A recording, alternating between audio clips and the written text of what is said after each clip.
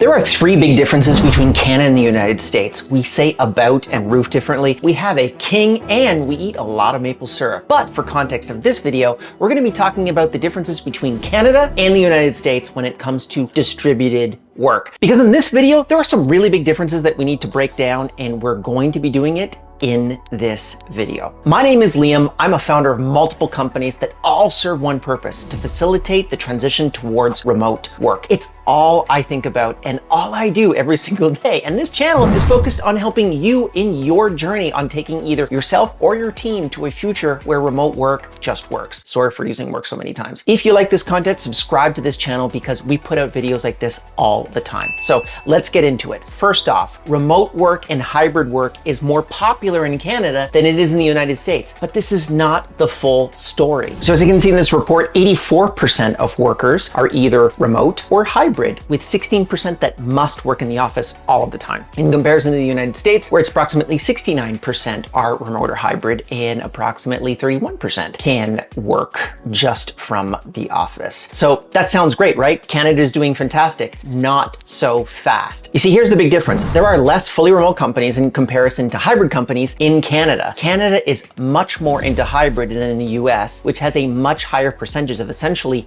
full-time remote workers. And you can see that breakdown between these two graphs here. In Canada, 17% of companies are either fully remote or they just are basically voluntary remote, meaning you can come into the office when you want. That's their definition of fully flexible. And in the United States, that's 32%. And hybrid actually takes up a much bigger chunk of that mix, which is really interesting to be able to see. And if you actually look at the next slide in this report, you see something even more interesting. If you break down the data in the next slide here, you can see that it's really just the minimum days per week requirement that's happening inside of Canada. And you can see like 15% is employee's choice and only 2% is fully remote inside of Canada. In comparison to the United States, the number is significantly higher. That's really weird and something that I didn't necessarily think I would see based off of me being Canadian and living in Canada right now. So even though Canada has more remote work on a first view of that data, when you boil into it a little bit deeper, it's actually very different. If you look in the next graph here, this results in more days per week in the office in Canada than in the United States, which is absolutely insane when you think about it. So here are three insights as a Canadian that I can take away from this. Number one, remote work is focused on tech companies. We have a lot less of those in Canada in comparison to the United States. Plus, we have more blue collar jobs in Canada in comparison to the United States. There's a lot more mining, there's a lot more oil drilling, there's a lot more forestry work. So that might be impacting the data in one way or the other. I can also say that from the Canadian companies I've spoken to, a lot more of them seem to be hybrid, but that's just my personal interpretation, so I don't know whether or not that's actually true. Number two, the Canadian government is ordering government workers back into the office 3 times a week, and there is a lot of tension between those workers and the current government on this issue. At the same time, we are also experiencing a massive shortage of residential real estate, and if governments can't get people back to work, they will sell off over half of their current government buildings and try to repurpose those into residential units. Canada is really screwed up right now, to be completely honest with you, and this should come to a head in the next 12 months as to whether or not they'll get workers to go back to work or if they'll give up and sell to real estate companies and basically build a lot more housing, which I think they should do, by the way.